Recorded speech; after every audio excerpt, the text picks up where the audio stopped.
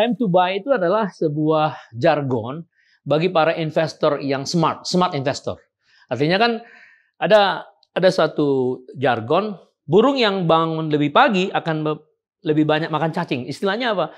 Kalau kamu mau cari untung yang besar, ya bangunlah, curi start lah, kira-kira gitu kan. Jadi teori klasik properti itu kan buy at the lowest price. Nah, sekarang kan ada di lowest price, sell at the highest price. Highest price-nya itu akan muncul 2023. Nah, jadi kalau disebut time to buy, kalau ingin untung maksimal di properti, ya sekarang lah waktunya. Gitu. Jangan terlambat. Gitu. Jangan tunggu 1-2 tahun lagi. Karena apa? Untungnya akan semakin sedikit karena properti begitu kuartal 2 ekonomi positif, dia akan mulai naik. Nah, jadi daripada properti mencuri kecepatan harganya, mendingan kita mencuri waktu. Nah, itu makanya time to buy hari ini. Ya, jadi jangan ragu bagi konsumen yang mau beli sekarang. Apakah dibeli untuk ditinggali? Apakah dibeli untuk investasi? Sama aja.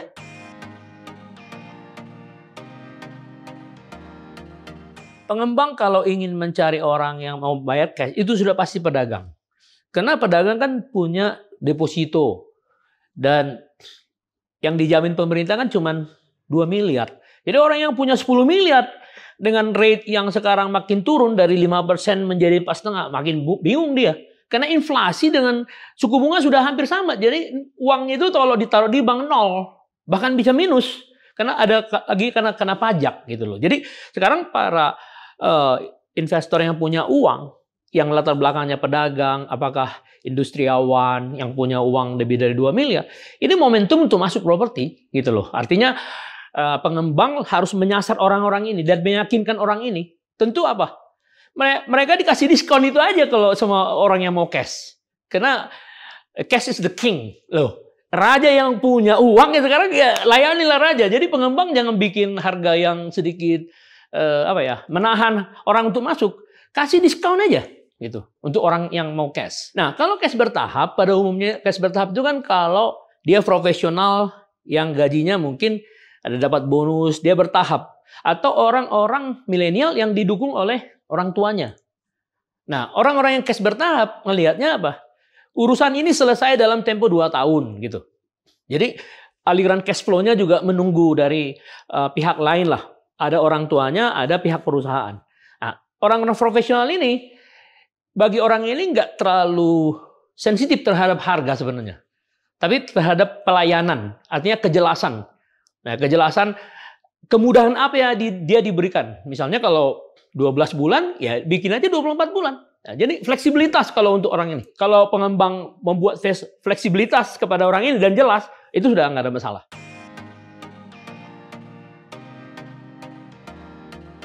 Bank Indonesia melakukan research terbaru ya, bahwa 72% dari pembeli rumah di Indonesia, ya tentu ini kategori rumahnya mungkin di bawah 2 miliar. 70% menggunakan KPR, 72%. Berarti apa artinya? Bahwa pasar properti Indonesia masih didrive oleh bank. Jadi pembeli-pembeli masih lebih banyak berminat untuk membeli secara KPR daripada cash bertahap maupun cash keras. Nah, bagaimana cara konsumen melihat ini? Nah, konsumen perlu meyakinkan kepada bank ya bahwa apabila misalnya industri di mana Anda bekerja terdampak, misalnya industri travel, Anda perlu meyakinkan bank bahwa ekonomi Indonesia akan segera pulih, ya kan? Bank nggak perlu ragu sepanjang profil dari orang yang akan mengambil KPR itu adalah orang yang masih memiliki pekerjaan, walaupun sektornya sekarang lagi turun, harusnya sih nggak ada masalah ya. Jadi yakinkanlah bank. Nah, kemudian carilah bank yang lebih favorable. Maksudnya apa? Ya soal suku bunga lah. Ya para pembeli ini kan lebih banyak ya cenderung mencari bank-bank yang besar biasanya ya. Karena bank-bank besar biasa memberikan harga yang lebih kompetitif. Terus soal DP. Sekarang kan Bank Indonesia memberikan kebijakan otoritas kepada bank lokal, bank tersendiri. Artinya bank sendiri yang menentukan 0% bisa, 5% bisa, 10% bisa. Jadi kembali lagi antara konsumen dengan bank aja ini sebenarnya persoalannya. Jadi kalau konsumen bisa meyakinkan bank, pada sisi yang lain bank juga jangan ragu untuk memberikan KPR kepada karyawan-karyawan yang bekerja di industri yang terdampak pada COVID. Jadi ini momen yang tepat untuk semua pihak. Bank melihat lebih jeli kepada konsumen, karena ini momentumnya.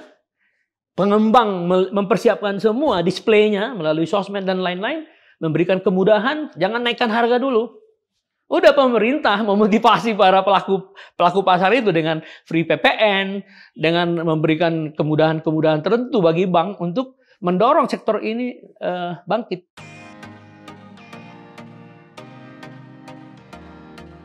Menurut studi saya di pasar Asia Pasifik, di berbagai negara emang terlihat adanya kebijakan antisipasi dari perusahaan-perusahaan besar memberikan hak untuk work from home sebagian besar pada karyawannya untuk perusahaan teknologi.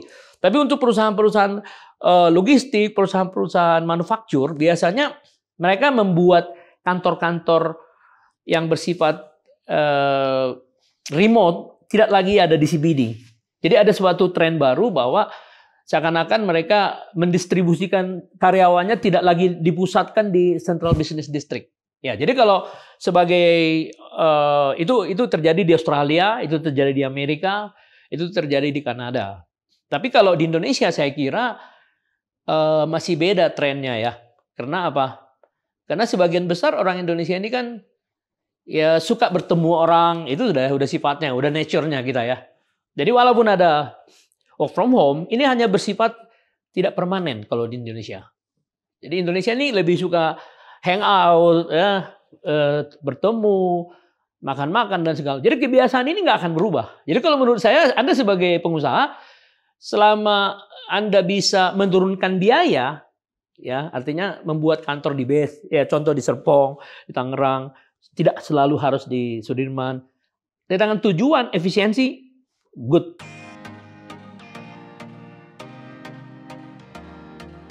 Teori investasi properti yang klasik adalah lokasi. Apa maksudnya? Berarti kan akses. Berarti kan apa? Transportasi. Kalau ditanya, di mana lokasi yang paling bagus? Loh, di mana Anda kerja? Berapa menit Anda mencapai kerjaan itu? Pilih aja di situ. Udah, nggak ada lagi yang lain. Itu loh. Jadi artinya apa? Tidak ada lokasi yang lebih favorit dari satu dan enggak. Karena semua konektivitas itu lagi dibangun.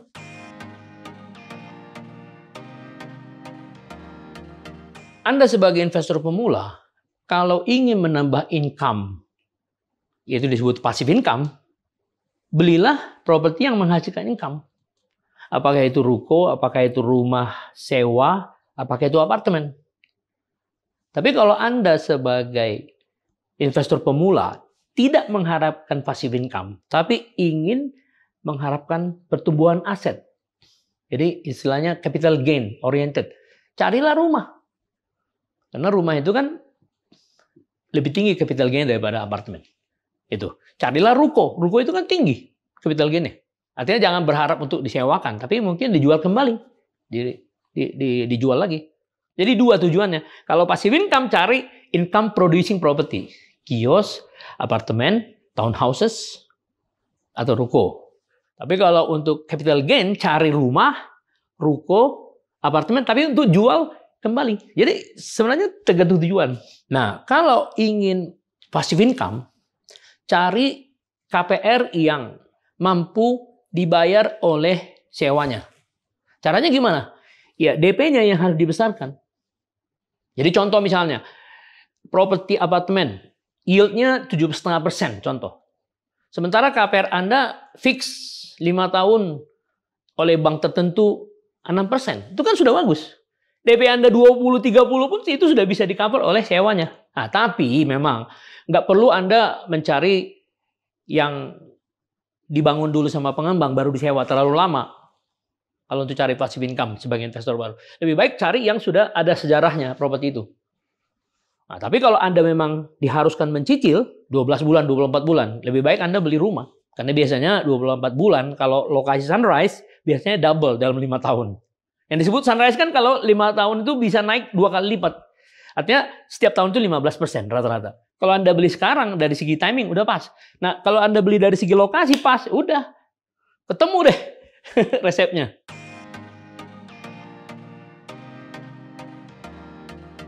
Hai kawan-kawan, sebagai pembeli rumah pertama kali dalam sejarah, Jangan ragu membeli rumah sekarang.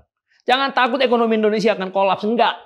Ekonomi Indonesia itu akan tumbuh 4-5% tahun ini dan 5-6% tahun depan. Itu sudah nggak bisa dibantah. Jadi jangan takut. Belilah sekarang karena inilah momen yang tepat.